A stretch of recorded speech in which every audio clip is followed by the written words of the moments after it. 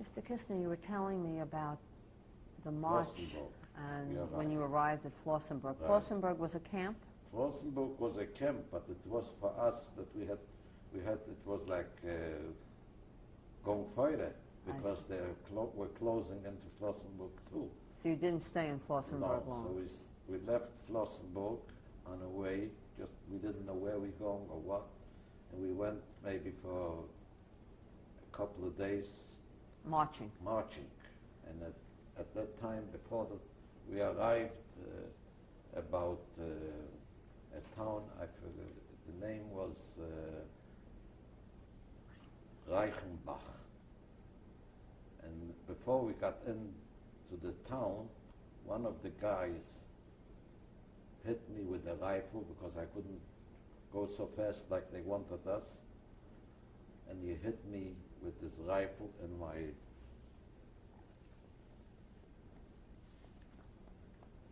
right foot. You still have scars? Yes, from I that? have a scar. Not only that I have a scar, but it's my whole bone, the ankle, was like powder. Could you show me that? Oh, if you can.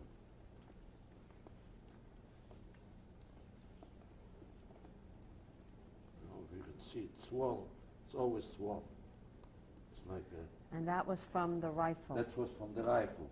And I almost fell down already to the ground, like the rest of most of those guys were killed.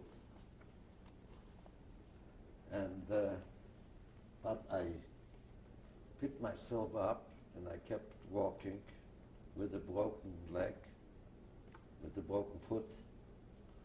And then a day or two later, we arrived in a so-called where they keep the hay, the farmers. Like a barn? Like in a barn, a very huge barn.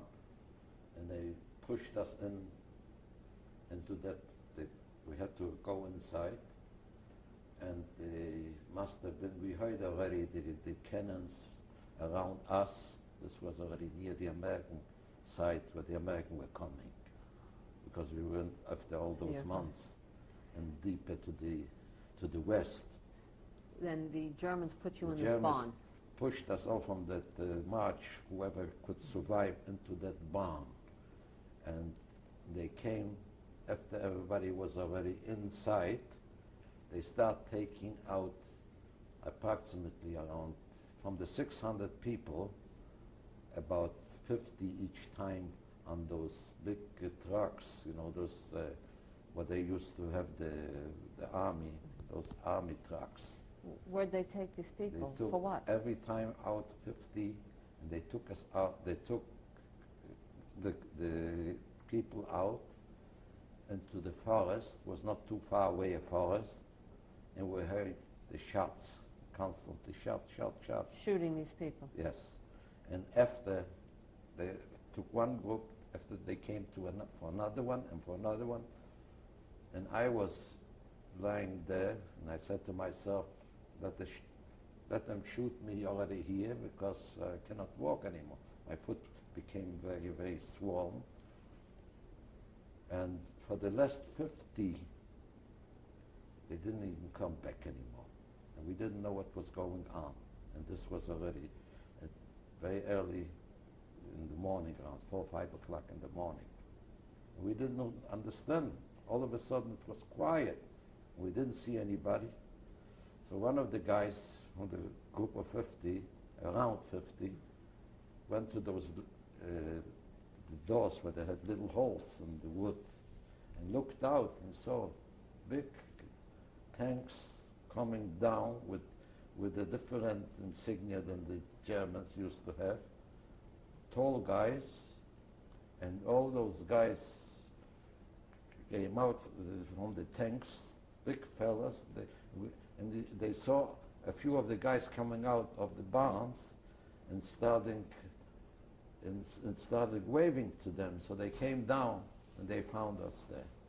And that's when we were liberated by the United States Army. Thanks to the great United States Army, I'm here today. When was this? Do you remember the This date? was on April 24, 1945. That day I'll never forget because this is my birthday. I don't use anymore August as my birthday since the liberation because this I consider I was reborn at that time. And a happy birthday. Thank you. The army took us in to the field hospital, especially the guys so they couldn't walk or where they needed help. The army took us in and they tried to give us all the help we could. And then I was transferred to that town, Reichenbach, where there were those farmers there that they took care of us for a few days until we were sent over to Regensburg. It's a city, a big city in Bavaria. In Germany? In Germany, Bavaria. They were already occupied by the American troops at the time. Did you remain in Regensburg for a while? Yes. When I came to Regensburg, I was admitted to a hospital, and they had to break my foot again because it got already a little bit, so they had to break it again and put it in the right place, and they put in a cast. While I was there, a friend of ours from before the war came over from the Russian side and told me, he heard that I'm alive, so he came to the hospital, that he saw my brother. He was still in Poland, occupied by the Soviets. So I went there right after I could take a cane with my cast. I told the doctor to take off my cast. He was mad at me. But you went to Poland to find I went to your Poland brother. and I found my brother and I brought him over back to Regensburg. You did find your brother. Yes. And where was your brother? My brother was in a town near Benjin, waiting there with youngsters to be sent to Palestine. And you recognized him after all those years? Oh yes, I was to me he was my son because I'd never seen him since he was 12 years old. And he was then how old when you found him? When I found him, this was I don't recall exactly, but it must have been about 16 or around that. And I brought him to Regensburg, and we lived there. You settled in We Regensburg? settled in Regensburg, and we didn't want to stay in Germany because we wanted to leave that. We didn't want to have anything to do on the soil. How long did you stay in Regensburg? In Regensburg we stayed from 45 to 47. I met my wife. We got married there. What is your wife's name, please? My wife's name is Sonia. Sonia Gottesman is a maiden name. And your wife And my wife is European? Yes, she comes from Germany, but they live in Romania. And she a survivor too? She is a survivor, yes. And when did you get married? We got married in 1946, February 24, in Germany. But I told my wife before we got married that we didn't know when we would leave Germany or where we were going to go because this was right after the war, that I have to tell you before we get married that I'm not going to have any children on this area, this blood, the area soaked with Jewish blood. If you agree with me, then we can get married. And fortunately, I had an uncle here who had emigrated from Poland in 1905, from, I should say, Russia, that was occupied by Russia at that time. What was his name? Wilhelm. He was a very religious man, and he didn't want to go to the army because they couldn't get kosher food. What was his full name? His first name? Do you recall? Abba, Abba was the grandfather. His name was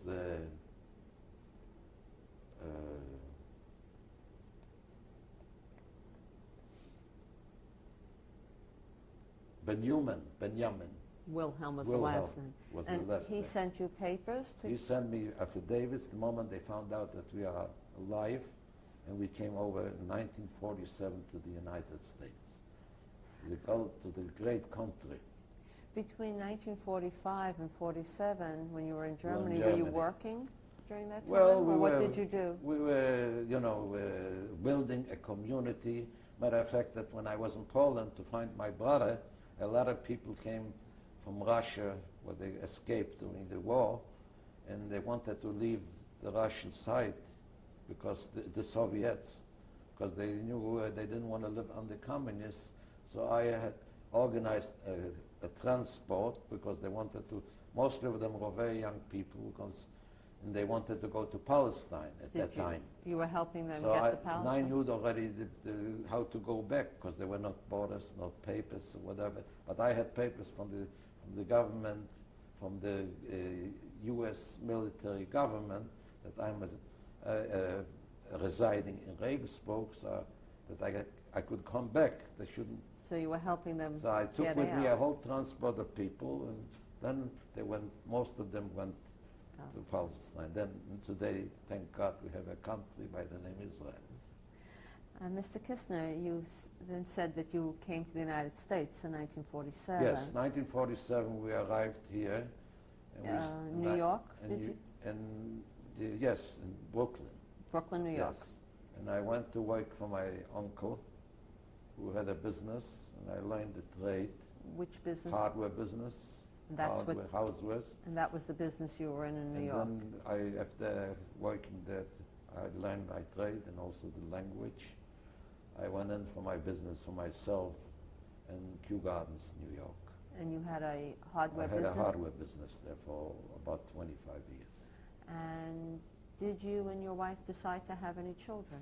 Oh yes, we got the moment we arrived here, we decided we're going to have, God's willing, we'll have children. So my first one was born in this country in 1948. This was my daughter Pearl. And what city was she born in? She was born in Brooklyn. In 1948? 1948. In New York. Right. And you have another child? Then I have another daughter, about 5 years older, or younger. And what Her is name's her? Sue. And she was born while I was already in business in Kew Gardens. And she was born also in New York? Also in New York, yes. And do you have any grandchildren? Yes, the older daughter, Pearl, had a son, have a son and a daughter. And what are their names, please? The name is Nathan.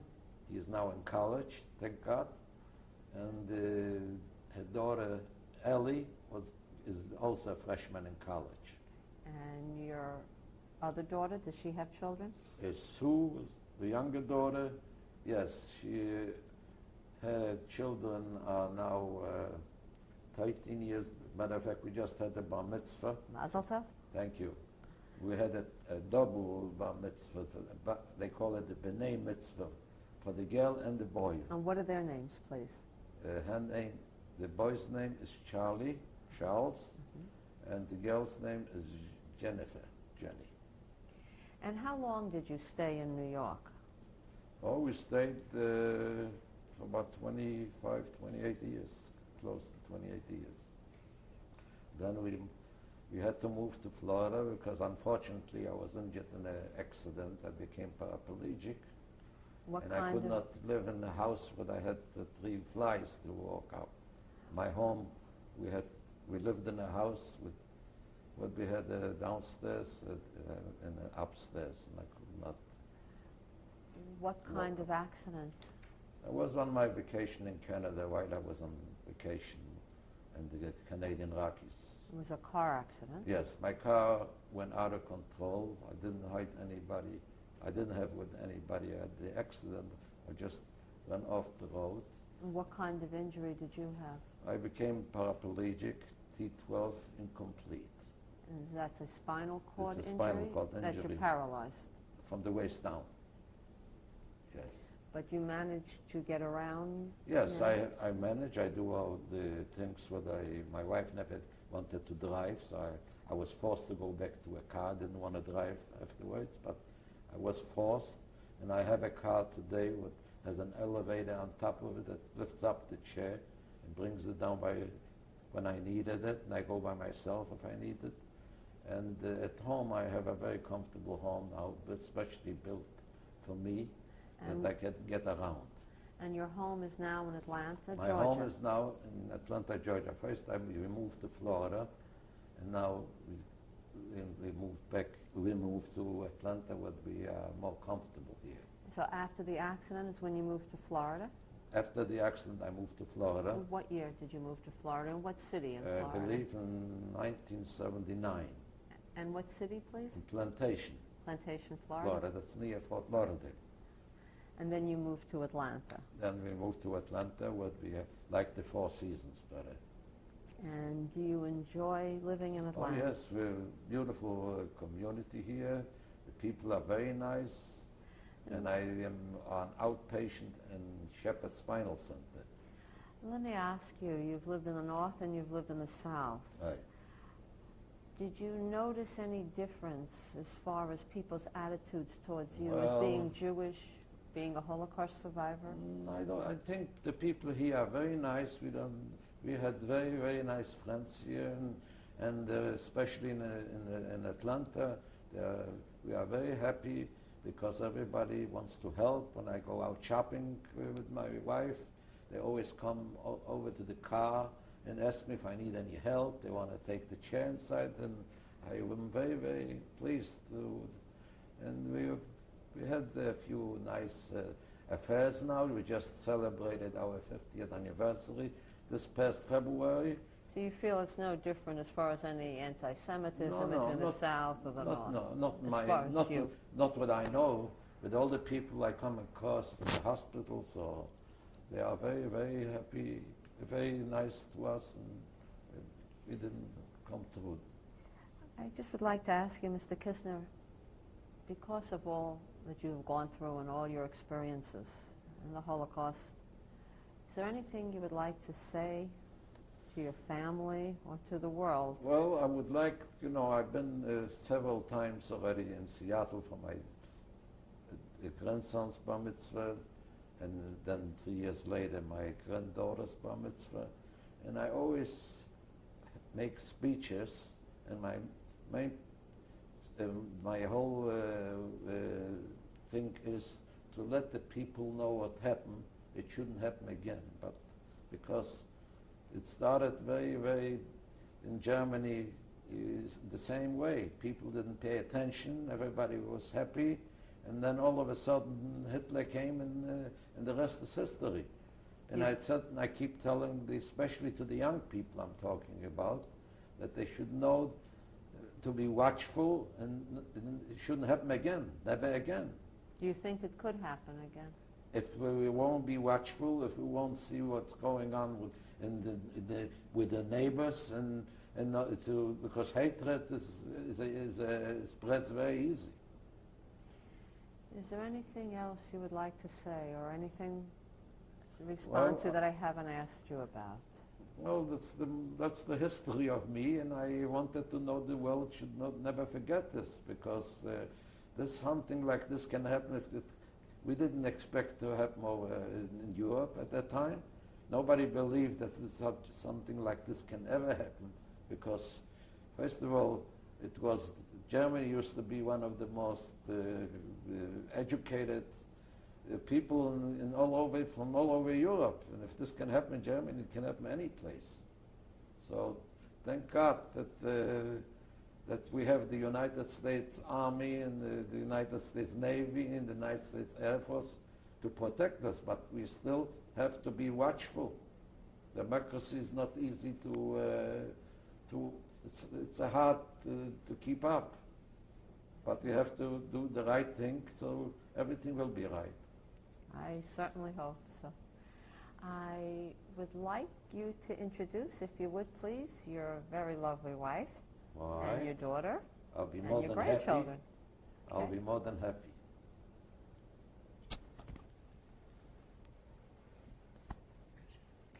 Mr. Kisner, I see you have your family here now. Would you It's please, a very happy time to be together with my family. would you be kind enough to introduce them to me, Yes, please? this is my dear wife. We just had our 50th anniversary. Mazel tov on that. And what is your wife's name, please? Sonia. This is my younger daughter, Sue. She is she lives not too far from here. And what is 10 her, minutes, I'm sorry, 10 minutes away from here, from my place. and what is her full name? Sue Veron, V-A-R-O-N. She has a wonderful husband. And what is his name? His name is Marty Veron. And this is Charlie, my big grandson, and my lovely granddaughter, Jennifer. Okay. Jenny. And are these the people that had the bar mitzvah? Yes, Bas mitzvah? we just had last year in November a B'nai mitzvah. That means she became also, he was bar mitzvah and she bas mitzvah. And we were, our biggest pleasure in my life to be with them together. Would you like to say something to your husband or to your father, perhaps? I'd just like to say that both my parents have shown such inner strength and bravery and courage going through all of the trials and tribulations that they did in Europe, and then coming to the United States, having nothing and nothing to lean on, and establishing a life and family for all of us, and teaching us the meaning of inner strength and courage, and giving us a solid foundation for a happy family life, and teaching us the meaning of family bonding, and they've provided both my kids with a loving home, and we just are very grateful and very proud to be part of their family. We are proud of their achievements. Unfortunately, my older daughter is not here now because she's living in Seattle, Washington, and she is a teacher there, so she couldn't take off. Right. But we are very proud of her. I And could she see has- why you're proud of them both. And she has a son in college near Boston, Worcester, and he is already one more year he'll be graduating, and her daughter Ellie is going to started now in college, the first year of college in Washington, and they would have been very happy to be here. Unfortunately, they are in school yet. Speaking of school, would you like to say anything to your grandfather? I'm very proud of him for living through the Holocaust. Mr. Kisner, is there anything you would like to say to your family now? Well, I'm proud of them, and I hope they'll continue in the Jewish tradition. And we just had a beautiful Seder not long ago, and everybody was wonderful. My youngest daughter asked 4 questions. We had a very nice getting together. Is there anything else that anyone would like to say? Mr. Kisner? We just Future hope generations will never live through what we have in our youth. we'll hope that from now on it will be peace on earth and no more killings. Amen. Mr. Kisner, I want to thank you very, very much for giving us your testimony and telling us your story today. Thank you. I hope the world will remember that. Thank you for Thank you inviting all. us to be here. Thank you. Those are my parents. This picture was taken before World War II, way back, after they got married. And they were, at the time, they were exterminated in Auschwitz. My father was 49 and my mother was 48. My father's name was Tzvi, is the Hebrew name. Herschel, we call them Herschel Kisner. And my mother's name, the maiden name, was Pearl Wilhelm. Her father, yes, Pearl Wilhelm. And they both were exterminated at the time when they liquidated the ghetto. This is my grandfather. His name was Abba Wilhelm. He was the father of my mother, and he was a rabbi, and he was a great scholar of the Bible. He died during the war from a natural death because they didn't have what to eat. He was residing in the city of Lodz.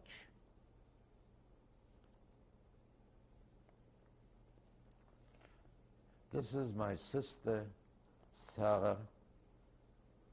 Their nickname was Sally. And she was married to a young man at her age. I believe it was when she was 22 years old.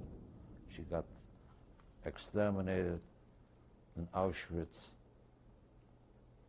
at the age, I believe it was 22. I got those pictures, and my parents' pictures, from a Polish woman which was working for us for many, many years. She actually raised me. She worked in our business, and she used to take care of all our children and the business. She was like one of the family.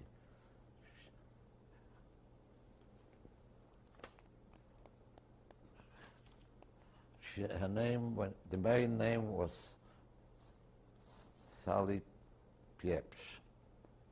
The woman who worked for us, and sent me the pictures after the war, was Kasia, and she lived during the war, after she retired from in Ivonic Zdrój. And I used to send her packages every few months because she was very needy. And I loved her like I loved my own mother.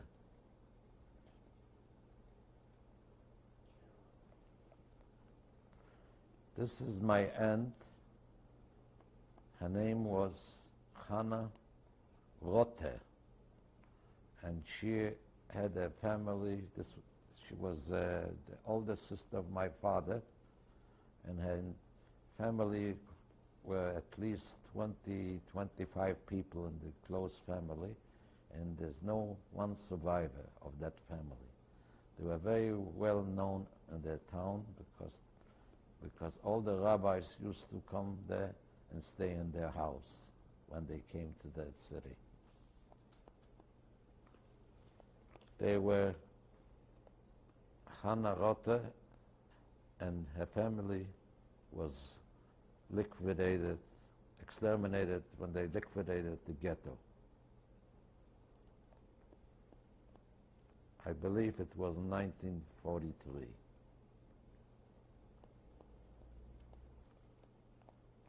This is my aunt's son. His name is Bear Rotter.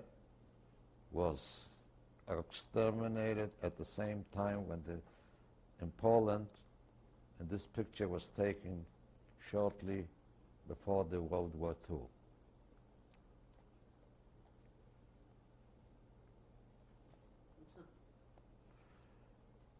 This was my cousin, Malka Glickman. She was the only one in the family with another girl as twins, and she was 12 years old when they liquidated the ghetto and sent them to Auschwitz.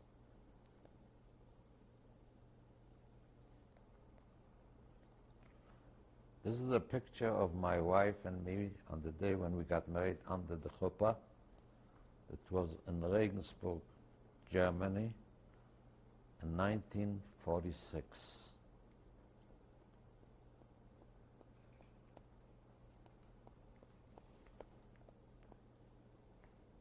This picture was taken in 1987 when we went to my grandson's bar mitzvah in Seattle.